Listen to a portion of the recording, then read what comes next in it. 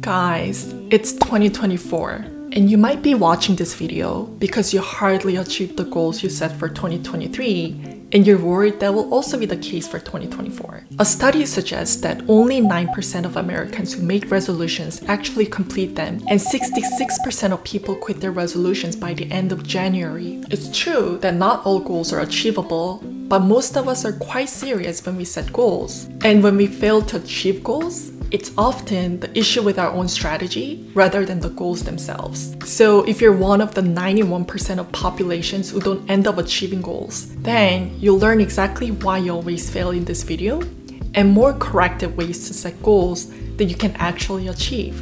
And if you're new to my video, my name is Cucumber and I'm a product designer in Silicon Valley who loves creating contents about productivity and healthy lifestyle. If you're interested in any of these things, check out my other videos and subscribe to my channel. Now let's get into it. One of the first reasons you fail to achieve goals is because you're not passionate about your goals. Have you ever set goals because you just feel like you need to have those goals in your list, but not because you truly want to achieve them? Such as goals like going to the gym every morning or learning a new language in a new year? You know what? They'll never work unless you're actually passionate about them and you were able to identify your own genuine reasons to pursue them. Whenever I look back at my past goals, the goals that I always end up achieving were the ones that I was truly passionate about. When I was fresh out of college, I decided to make a list of my 5-year term goals, and some of my main goals were to get into a tech company and have more financial independence and freedom. I wanted to get into a tech company because I wanted to work on creative and innovative projects with other smart, talented people who would share a similar vision as mine. And I wanted more financial stability because at that time, I wasn't making a lot as a junior graphic designer straight out of college. So I had to live with my parents, commuting by bus every day, and I had to be stingy when eating out or shopping.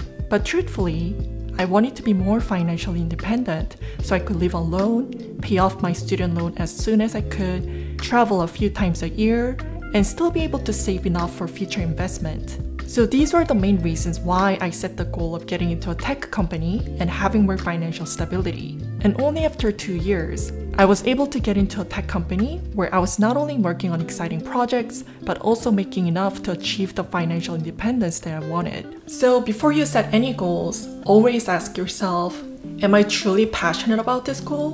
Do I believe in this goal? Are there meaningful reasons for me to pursue this goal? These questions will help you define your intrinsic motivation for your goals and clearly assess if your goals are truly meaningful for you. Another reason why you fail with your goals is because your goals aren't specific enough. Research shows that being specific about your goals makes you 3 times more likely to complete these goals, which is an even higher indicator of success than intrinsic motivation. So what do I mean by specific goals? Specific goals are goals that have clear and well-defined objectives. And to set more specific goals, try to define these 5 features for your goals.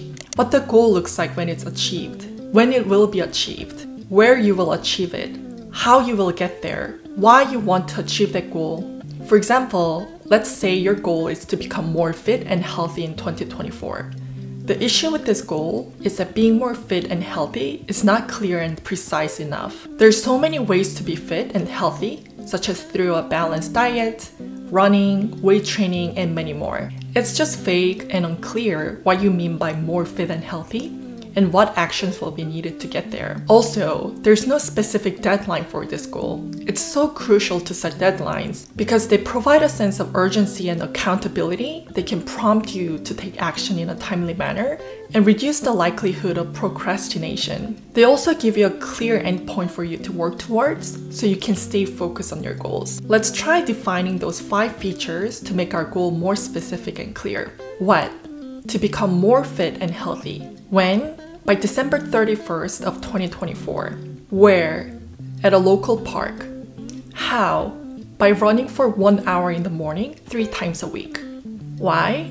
Because I don't feel good about my current physique and lack of energy.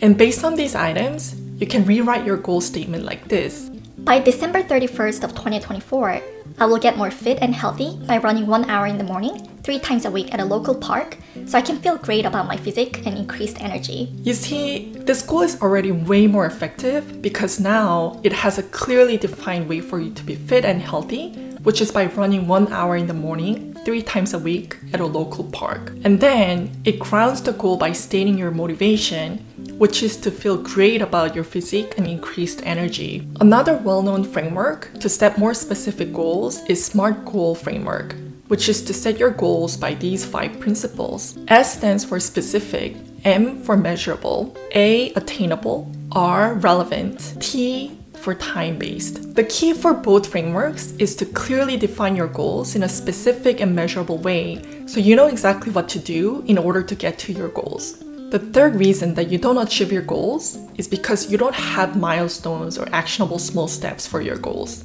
There's only one way to eat an elephant, one bite at a time.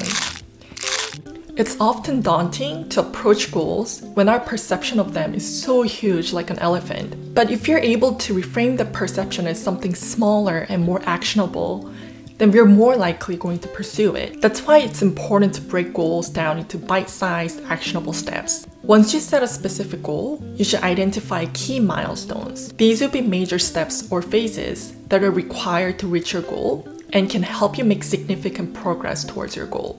For example, I told you earlier that one of my past goals were to get into a tech company and achieve more financial stability. There were a few milestones that I had to reach for that long-term goal. Milestone 1 was to make a product design focused portfolio. Milestone 2 was to apply for intern jobs at a tech company and get an internship offer. Milestone 3 was to get a full-time transition offer, and let me show you what I did in each milestone. For milestone 1, I gave myself 2 months to work on my design portfolio while simultaneously applying for internship at various tech companies. During 2 months, I had to compile and organize my school projects, self-teach myself the concept of product design, had regular meetings with my design mentor, and created my own product design projects. Then I put them together into a portfolio that I could send along with my internship applications. And within 2 months, I heard back from Uber for an interview. So my next milestone was to rigorously prepare for the interview and portfolio presentation in order to get their internship offer.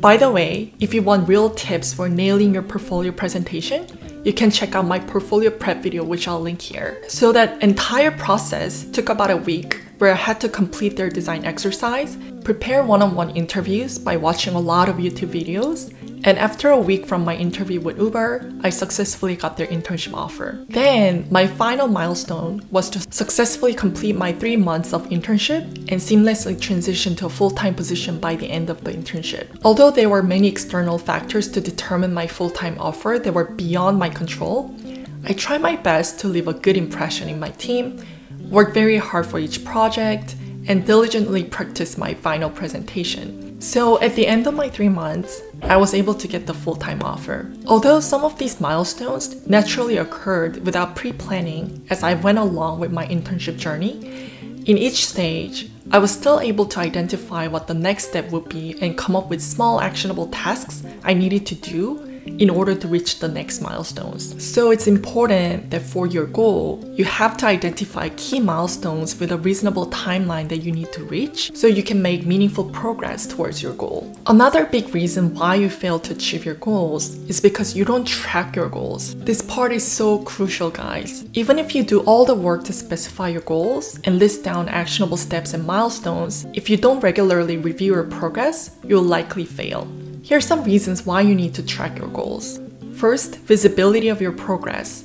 Tracking goals will let you see how far you've come and how close you are to reaching your goal, which can be a great motivator to keep going. Number 2, areas of improvements. When you track your goals and measure your progress, you can also identify any areas you need to improve or make any necessary changes.